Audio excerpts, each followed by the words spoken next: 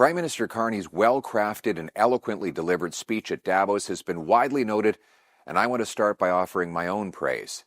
The Prime Minister is right to restate what many have said for years. Canada must become more self-reliant, less dependent, and work with like-minded countries to advance our interests.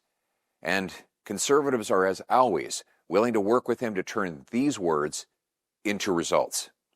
What stood out most to me was when he pointed out, quote, the gaps between rhetoric and reality. That's especially true here at home. If liberal words and good intentions were tradable commodities, Canada would already be the richest nation on earth. Unfortunately, after a decade of promises and grand speeches, Liberals have made our economy costly and dependent, more so than ever. After nearly a year as Prime Minister, Mark Carney has made things only worse. The deficit has doubled, food inflation is double that in the States, housing costs have also doubled, the worst in the G7, and no pipelines are approved, anti-development laws removed. The military has a massive recruiting and equipment shortfall. There's still no free trade between provinces, no crime laws have been passed, and the Prime Minister's signature promise of negotiating a win with the U.S.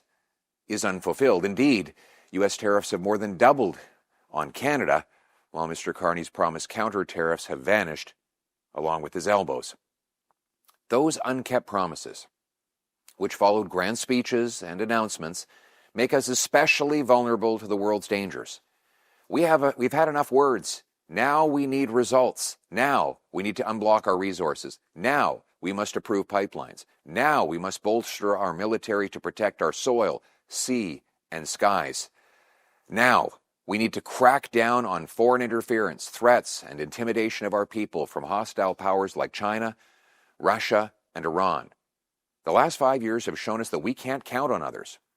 Our closest neighbor and largest trading partner, the United States, struck us with tariffs and questioned our sovereignty. Now that is short-sighted, and I believe it will hurt them too. But we can't control what they do, and no one can control what President Trump does or says. I know it's tempting to say our relationship with America is over forever. But here's the reality. We still live next door to the biggest economy and military the world has ever seen. We sell 20 times more to the U.S.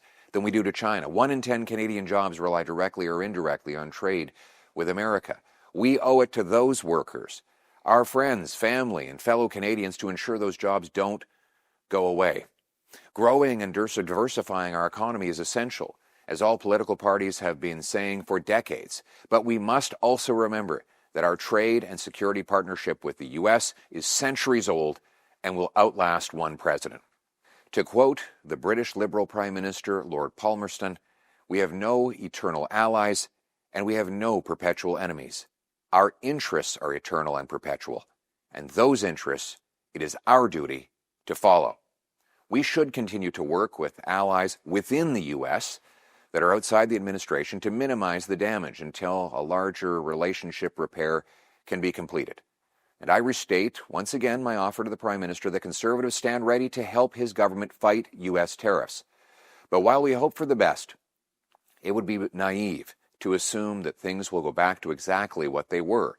Whether the next administration is Republican or Democrat, tariffs may be here for the foreseeable future. None of that, though, is an excuse for letting our guard down and repeating past mistakes by making Canada even more vulnerable to aggressive powers like the People's Republic of China, which the Prime Minister himself called our greatest threat only a few months ago. It was with great irony that the Prime Minister quoted one of the greatest heroes of the 20th century fight against totalitarian communism, Václav Havel, less than a week after launching a, quote, strategic partnership for a new world order with the Chinese communist regime, a partnership that includes plans to deepen engagement on national security issues at a senior level. We cannot throw caution to the wind with a regime that kidnaps our citizens, steals our technology, interferes in our elections, sets up illegal police stations on our soil, and has a history of using trade as a tool for diplomatic warfare against us. If this is what the Prime Minister meant when he told the Davos crowd that he is calibrating our relationships so their depth reflects our values, then I seriously question his values and, frankly, his judgment. Of course, we have to trade with China, as we always have, but without losing our compass or our national security. At the same time, we must continue the work of Stephen Harper, the Prime Minister who expanded our network of trade with more like-minded middle-power countries. It's not a new idea. In fact, we already have free trade with most of the middle powers that the Prime Minister recognized in his Davos speech after the previous Conservative government negotiated agreements with a record 46 countries. Given that we already have these agreements in place, what stops us from growing trade with those countries is not their trade barriers on us, but our trade barriers on ourselves. Liberal laws like C-69 and C-48 make it impossible to approve projects or ship energy to other countries on different coasts. It takes 19 years to approve a mine in Canada. The Liberal government has created these laws and obstacles, and almost a year after taking office, Mr. Carney has not removed a single law or bureaucracy, or approved a single pipeline, or removed the industrial carbon tax, which drives food and housing costs up and industry out. There are hundreds of billions of private dollars looking to invest in wildly profitable projects like a pipeline to the Pacific. Money to get Canada's energy flowing and Canada's workers working. We have the resources under our feet. The only thing missing is permits. The federal permits from the Carney government, which are still among the slowest in the world. Grand announcements, new government agencies, signing ceremonies, red carpets, and stacking new laws and bureaucracies on top of old ones will do nothing. There's no magic to this. What we need is for the Carney government to get out of the way and approve these privately funded projects. Mr. Carney told the crowd in Davos that, quote, a country that cannot feed itself, fuel itself, or defend itself has few options. So why can't we? Just this week, Canada was declared the food inflation capital of the G7. And last year, Canadians who can't feed themselves made a record 2 million visits to a food bank every single month, more than double than the number from 7 years ago. In a country with almost endless farming potential. We have the potential to be the most affordable and the richest country in the world because we have the most land, resources, and coastline. We need to unblock our potential, stop stopping, and start starting. That's why Conservatives propose the Canadian Sovereignty Act. It's a detailed plan to unlock and unblock Canada's potential and make our country more affordable, self-reliant, and sovereign. It aims to bring home the $500 billion of investment that's been driven to the U.S. over the last decade, with practical steps like ending capital gains tax on reinvestments in Canada, which would be economic rocket fuel for business startups, high-tech inventions, and massive money-making, job-creating projects, repealing anti-pipeline and anti-development laws to legalize fast and safe approval of pipelines and shipping energy to our East Coast, including a new pipeline to the Pacific, which would ship 1 million barrels a day and $30 billion a year, the single biggest increase in our exports overseas. Let's go from having the second slowest permits in the OECD to the fastest. Let's end the industrial carbon tax on industry and farmers so that they can more affordably produce what we need. Let's create free trade bonuses for provinces and territories to open up their markets to fellow Canadians, tear down internal barriers, and strengthen national economic unity. We need new rules and tax incentives preventing Canadian technologies, intellectual property, and strategic assets from being sold to hostile foreign states and state-influenced interests. We need to cut taxes on work, investment, home building, and energy so that we can make more with less. Doing so will make us both autonomous and affordable. The more food we grow, the more energy we supply ourselves, the more we will be able to afford, the stronger our dollar will be, and the more purchasing power our families will enjoy. That's why I'm announcing today that next week, we Conservatives will introduce a motion in Canada's Parliament to pass the Canadian Sovereignty Act.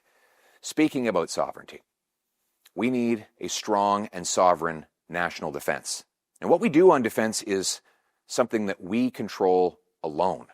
We don't have to ask anybody's permission to have a strong, state-of-the-art military and defend ourselves. But could we really defend ourselves today? Once again, Mr. Carney has talked a big game about building up our armed forces, but after nearly a year as Prime Minister, he hasn't even begun to deliver. It's been pushing promises down the road, smoke and mirror budgeting, and commitments of things he might one day do. Just trust us. We really want to do it, just not yet.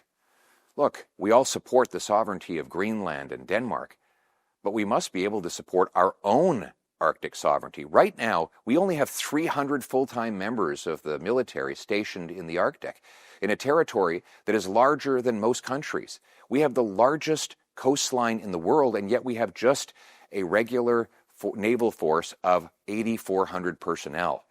A sovereign country must be able to defend its people and its territory.